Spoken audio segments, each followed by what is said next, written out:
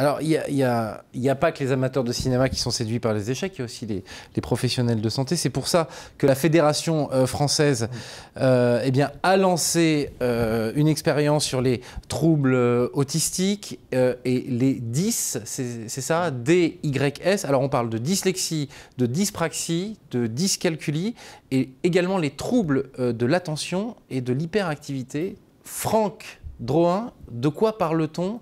Qu'est-ce que vous essayez de mettre en place sur ces pathologies? Alors, l'objectif de ces actions, c'est de faire en sorte que ceux qui pratiquent le jeu d'échecs dans les clubs, dans les tournois et autres, aient la pratique la plus facilitée. C'est-à-dire que lorsqu'ils jouent aux échecs en étant, vous avez cité les troubles de l'attention, l'hyperactivité ou autres, mais également les dyslexies, dyscalculies et autres, que l'environnement de pratique du jeu d'échecs soit les plus favorables à la pleine expression de leur talent, de leur jeu tout simplement. Ça peut se manifester, c'est un des axes de nos travaux, par le fait que les ouvrages qui soient consacrés à la lecture, à l'apprentissage du jeu d'échecs, permettent d'avoir par exemple des polices de caractère qui soient les moins pénalisantes pour des personnes, et notamment des enfants, atteints de dyslexie. Vous savez que les polices de caractère, par exemple, peuvent faire que le P et le Q sont confondus. Oui, parce que la dyslexie, c'est qu'on peut inverser certaines lettres et certaines syllabes. Voilà, c'est ça. Et c'est associé à des problèmes de lecture dès le plus jeune âge. Et d'ailleurs, un des projets que nous allons lancer vise à ce que l'apprentissage du jeu d'échecs chez des enfants atteints de dyslexie, comme étant détectés avec un problème de dyslexie, c'est-à-dire environ 2% des enfants en France, qui est quand même beaucoup, hein, eh bien l'apprentissage de jeu d'échecs puisse permettre de corriger peu ou prou.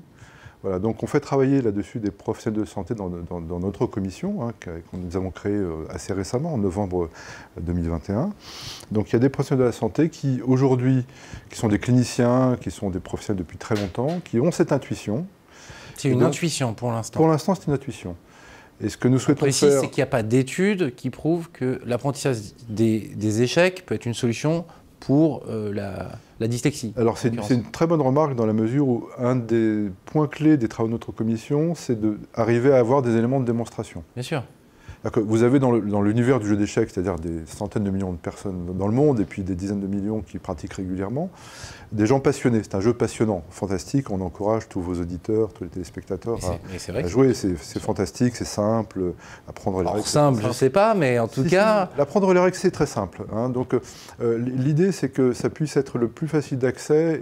Voilà. Mais que dans cet univers-là, les gens passionnés considèrent que le jeu d'échecs, finalement, c'est l'alpha et l'oméga de plein de choses.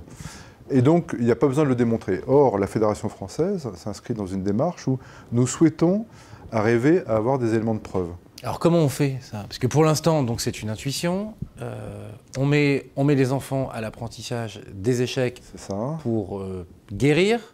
À quel organisme on fait appel? Parce que vous ne pouvez pas être juge et partie. Bien sûr. Comment est-ce que vous procédez et où est-ce que vous en êtes? Alors, d'une manière générale, dans le secteur de la santé, du handicap ou autre, quand on veut évaluer ce genre de choses, il y a deux principes très simples que tout le monde peut comprendre. C'est ici, ailleurs, avant, après. Si je décline cela dans votre question, prenons un groupe d'enfants atteints de troubles de la dyslexie. Prenons un deuxième groupe d'enfants atteints de troubles de la dyslexie. Faisons jouer ce premier groupe d'enfants, le groupe A, aux échecs de manière régulière avec une méthode adaptée, avec un enseignant qui a une méthode et qui est formé à cette méthode. Okay.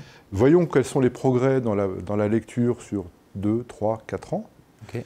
Prenons un autre groupe d'enfants qui ne suit pas ce même programme et puis comparons les résultats. Et donc, une de nos ambitions sur les 10 que vous évoquez tout à l'heure, notamment la dyslexie, mais aussi les troubles de l'attention et de l'hyperactivité, notamment l'autisme, c'est d'arriver à progressivement, ça prendra du temps, nous partons de très loin, et la France est leader dans cette approche, dans le monde aujourd'hui. J'interviens d'ailleurs à une conférence à Madrid le week-end prochain où nous allons faire état de nos ambitions en la matière.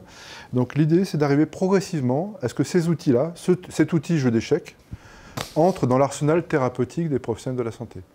Que demain, à partir du moment où il est démontré que ça fonctionne. Absolument. Il se peut que vous... Enfin, pardon, je ne veux pas faire de mauvais augure, mais que finalement, on se dise, en fait, il n'y a pas de différence entre un joueur d'échecs et quelqu'un qui fait du baseball, quoi. Absolument, absolument. Tout à fait. Mais ça, c'est très important de le dire, parce que il y a certainement un spectre d'impact, je le pense, assez fort, sinon je ne le ferai pas, mais on est très attaché à ce qu'il y ait des éléments de preuve.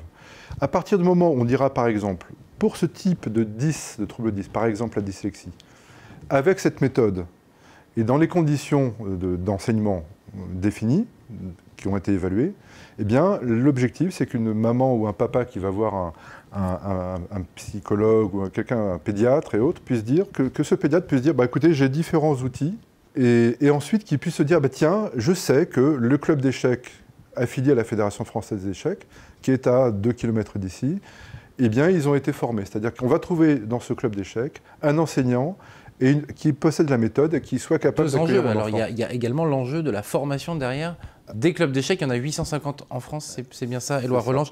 Je vous relance parce que c'est vous qui êtes... Vous avez été élu à la présidence de la Fédération française d'échecs en avril 2021.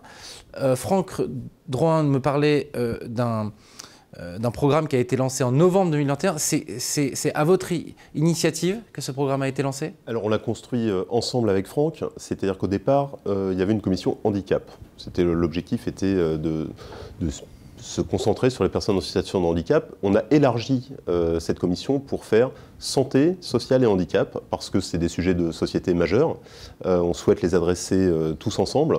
Et ça fait partie de notre rôle de fédération sportive, de contribuer au bien-être des citoyens, quelle que soit leur situation. Donc je pense que c'était important, moi c'est une conviction personnelle. Pour moi, j'ai les vertus des échecs pour les jeunes enfants dans le milieu scolaire et les vertus des échecs pour la santé sociale handicap, pour toutes les personnes en difficulté, pour les personnes en insertion. Échecs pour tous finalement. Tout à fait, mais les échecs sont extrêmement inclusifs, extrêmement accessibles, extrêmement peu chers et faciles à déployer.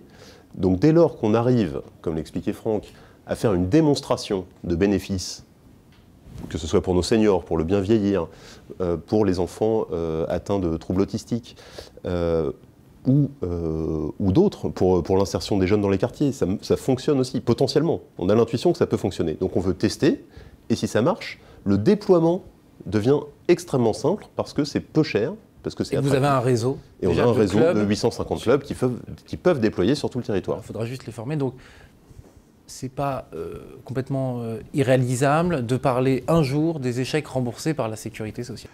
L'activité sportive adaptée fait partie et rentre progressivement dans le champ du remboursement de la sécurité sociale. Or, nous sommes un sport reconnu comme cela. Et donc, votre question, elle est tout à fait légitime, absolument. Mais il y a eu beaucoup d'avancées à ce sujet, d'ailleurs, avec la ministre Roxana Maracineanu, pour justement les traitements sportifs non médicamenteux remboursés par la sécurité sociale. C'est un vrai enjeu du monde sportif. Elle était venue nous en parler sur ce plateau.